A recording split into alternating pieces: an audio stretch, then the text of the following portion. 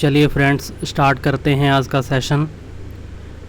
तो आज जो है हमारा टेस्ट सेकंड, सूक्ष्म जीव, जीवाणु, वायरस, कवक, लाभकारी एवं अलाभकारी।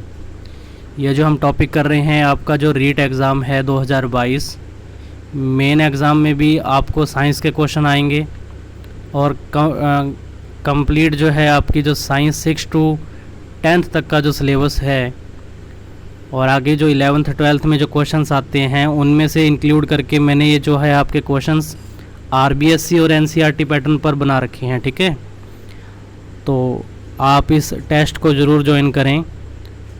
लास्ट में मेरे को आप एवेल्यूशन करके बताएं आपके कितने क्वेश्चन राइट होते हैं। अगर किसी क्वेश्चन में डाउट होता है तो आप कमेंट ज़रूर करें। चलिए बिना किसी देरी के इस वीडियो को स्टार्ट करते हैं। इससे पहले का टेस्ट फर्स्ट जो है मैंने अपलोड कर दिया है, वीडियो आप देख सकते हैं और टेलीग्राम लिंक आपको डिस्क्रिप्शन में मिलेगा जहां पे आपको इसकी पीडीएफ भी मिलती है। ठीक है, आप उसे भी ज़रूर ज्वाइन करें। देखिए फर्स्ट क्वेश्चन क्या है हमारे पास। फर्स्ट क्वेश्चन है, डबल रोटी व जलेबी बनाने में उपयोगी है क्लोरेला, यीस्ट, स्पायरोगायरा, शैवाल।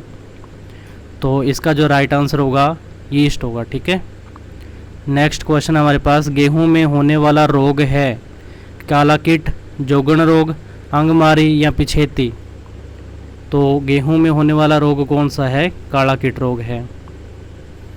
जोगण रोग जो किस में होता है आप मेरे को कमेंट करके ज़रूर बताएं अगर आपने आरबीएससी या फिर एनसीईआरटी अगर रीड की है तो। अमीबा, पैरामीशियम किसके अंतर्गत आते हैं? कवक, प्रोटोजोआ, विषाणु या जीवाणु। तो ये प्रोटोजोआ के अंतर्गत आते हैं। ठीक है, आपको मेरे को बताना है मोनोट्रोपा किस में आता है। ठीक है ना, मोनोट्रोपा। एक क्वेश्चन के साथ एक मैं मेरी तरफ से पूछ रहा हूँ ताकि पता लगे आप वीडियो देखते भी हैं या नहीं देखते। लैक्टोबैसिलस किसका उदाहरण है? जीवाणु, विषाणु, माइकोप्लाज्मा या इन सभी का। तो ये किसका उदाहरण है हमारे पास? जीवाणु का उदाहरण है। नेक्स्ट देखिए, तालाबों व पोखरों का पानी हरा होता है किसके कारण? लाइकेन, कवक, शैवाल या प्रोटोजोआ। तो शैवाल के कारण ऐसा होता है। ठीक है, अच्छा लाइकेन जो है किसका सहजीवी संबंध है आपको ये बताना है मेरे को कमेंट करके। क्लोरेला का उपयोग होता है, आपको बताना है क्लोरेला का उपयोग कहाँ होता है? डबल रोटी बनाने में, जलेबी बनाने में, सूप व आइसक्रीम बनाने में या फिर उपयोग सभी में। तो भाई इसका उपयोग होता है सूप और आइसक्रीम बनाने में। और नेक्स्ट क्वेश्चन है, शरबत, स्क्वैश, केचप के परिरक्षण में उपयोगी है सोडियम बेंजोएट, पोटेशियम मेटाबाइसल्फाइड, दोनों या इनमें से कोई नहीं। तो इन दोनों का ही उपयोग होता है फूड प्रिजर्वेटिव के तौर पर। ठीक है, नाइट्रोजन स्थिरीकरण होता है अनाज में, दलहनी फसलों में, तिलहनी फसलों में, मसालों में। तो ये होता है दलहनी फसलों में। आपको मेरे को कमेंट करके बताना है दलहनी फसलों के 2 एग्जाम्पल बताने हैं। ठीक है, ज़रूर बताइए, इससे आपका ही रिवीजन होगा ताकि अच्छे से प्रिपरेशन हो सके लास्ट एग्ज़ाम के लिए भी। क्लोस्ट्रीडियम बोटुलिनम में होता है विटामिन B1, B2, B11 या B12। तो आपका जो राइट आंसर होगा B12 होता है, विटामिन B12। B1, B2 और B11 के साइंटिफिक नेम क्या हैं? नहीं पता तो आप कमेंट करके पूछ सकते हैं। पेनिसिलिन प्राप्त होता है शैवाल से, कवक से, जीवाणु से या विषाणु से। तो पेनिसिलिन किससे प्राप्त होता है?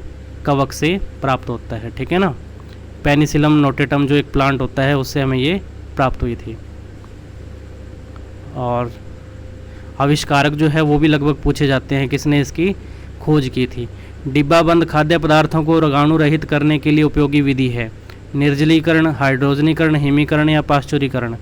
तो इसका जो राइट आंसर होगा पाश्चुरीकरण। ठीक है ना, इंग्लिश में पाश्चुराइजेशन बोलते हैं।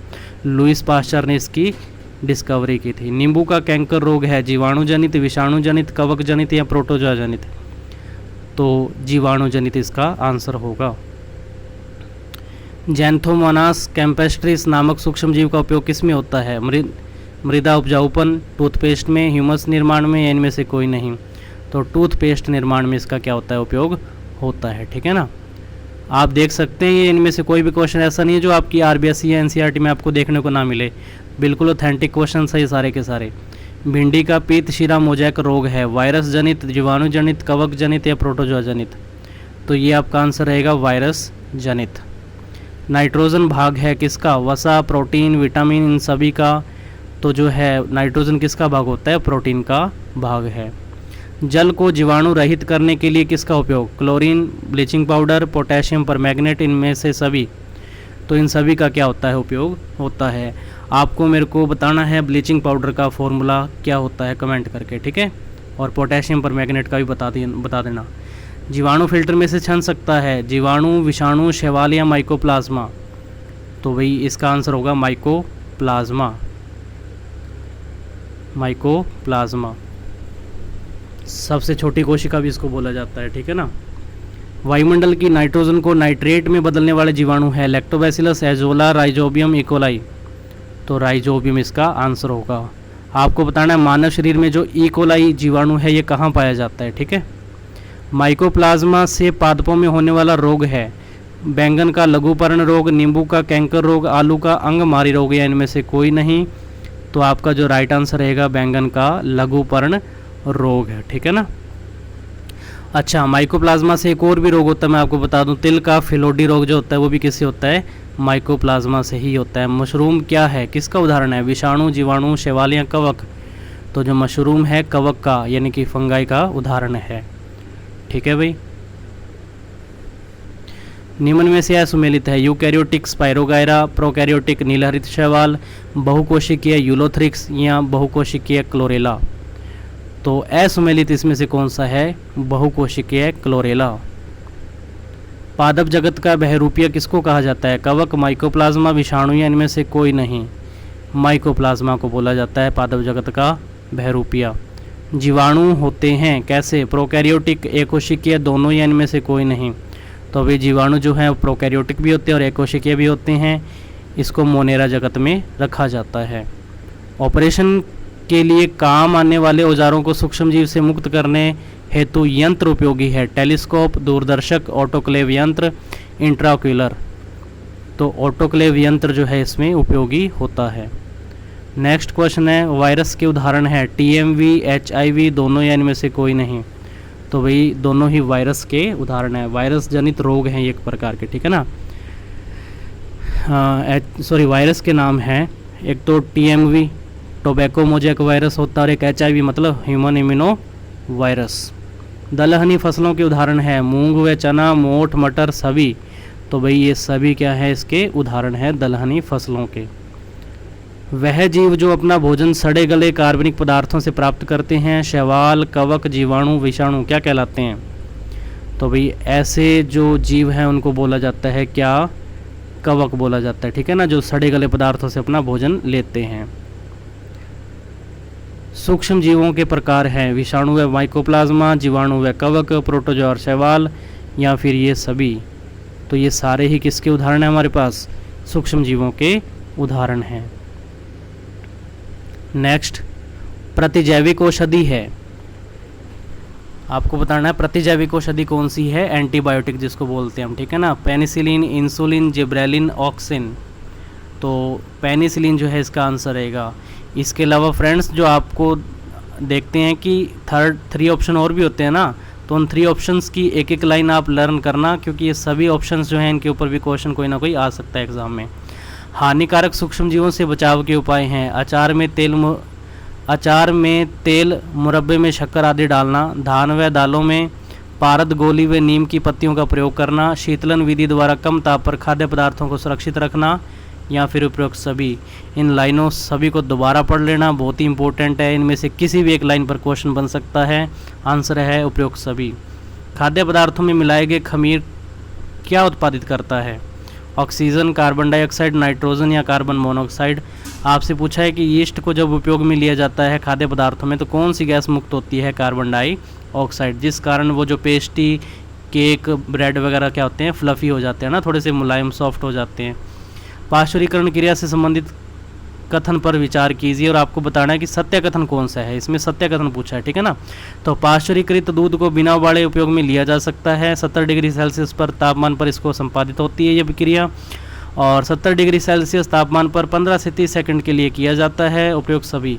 तो ये सभी कथन क्या है, इसमें सत्य है। आपकी RBSE बुक में भी दे रखा है। कम ताप पर खाद्य पदार्थों को रखने की प्रक्रिया कहलाती है निर्जलीकरण, शीतलन या दोनों, या इनमें से कोई नहीं। तो भैया ये केवल क्या कहलाता है, इसको बोलते हैं हम शीतलन बोलते हैं, ठीक है ना, शीतलन बोलते हैं कम ताप पर खाद्य पदार्थों को सुरक्षित रखना। निम्न में से कवक का उदाहरण नहीं है, राइजोपस, पेनिसिलियम, एस्परजिलस या क्लेमाइडोमोनास। तो इसका जो आपका राइट आंसर रहेगा वो क्या होगा, क्लेमाइडोमोनास।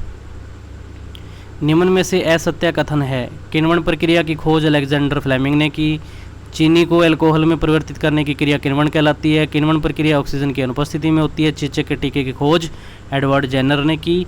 तो भाई असत्य कथन इसमें क्या है, किण्वन की प्रक्रिया की खोज अलेक्जेंडर फ्लेमिंग ने की, ये असत्य कथन है, ठीक है ना। सत्य आपको मेरे को कमेंट करके बताना फिर क्या होगा। स्ट्रेप्टोमाइसिन, टेट्रासाइक्लिन, एरिथ्रोमाइसिन उदाहरण है, एंटीबॉडीज़, एंटीसेप्टिक, एंटासिड, एंटीबायोटिक। तो भाई ध्यान से, ऐसे क्वेश्चन आते हैं पेपर में, यही ऑप्शन होंगे ऐसे ही। तो इसका जो राइट आंसर होगा एंटीबायोटिक के ये उदाहरण है, प्रतिजैविक के। रोग फैलाने वाले सूक्ष्म जीवों को अन्य किस नाम से नहीं जानते हैं, भाई नहीं जानते हैं, रोग कारक, रोगजनक, रोग वाहक या पैथोजन।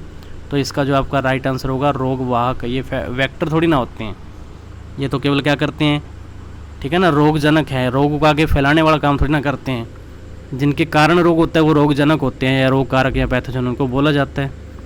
नेक्स्ट क्वेश्चन है, पदार्थ जो प्राकृतिक प्रक्रिया जैसे जीवाणु की क्रिया से अपघटित हो जाता है क्या कहलाते हैं, निम्नीकरण, जैव अनिम्नीकरण, मोल्डिंग या संक्रमण। तो भाई इसका आंसर रहेगा जैव निम्नीकरण। नेक्स्ट, यीस्ट का उपयोग किसके निर्माण में होता है, चीनी, अल्कोहल, हाइड्रोक्लोरिक अम्ल और ऑक्सीजन। तो इसका आंसर होगा अल्कोहल। संचरण रोगों का सबसे मुख्य कारक है, कॉकरोच, घरेलू मक्खी, ड्रैगन मक्खी, मकड़ी। तो भाई इसका जो आंसर होगा घरेलू मक्खी। तो ये थे आज के कुछ इंपॉर्टेंट क्वेश्चन। टॉपिक आपका सेकंड था, बायोलॉजी की सीक्वेंस में हम टेस्ट सीरीज़ करते जा रहे हैं और प्लेलिस्ट आपकी बनती जाएगी, ठीक है ना। ज़रूर देखिए, सभी वीडियो लास्ट तक देखा कीजिए, क्या पता कौन सा क्वेश्चन आपको कहाँ मिल जाए, ठीक है ना। केवल रीट एग्ज़ाम नहीं, और भी बहुत भर्तियाँ होती हैं राजस्थान में, तो वहाँ पर साइंस के जो क्वेश्चंस हैं बिल्कुल ऑथेंटिक, जो आपकी आरबीएसई एनसीईआरटी बुक की हैं, इन्हीं में से देखने को मिलते हैं, ठीक है ना। मिलते हैं नेक्स्ट वीडियो में एक नई टेस्ट सीरीज़ के साथ, तब तक के लिए धन्यवाद।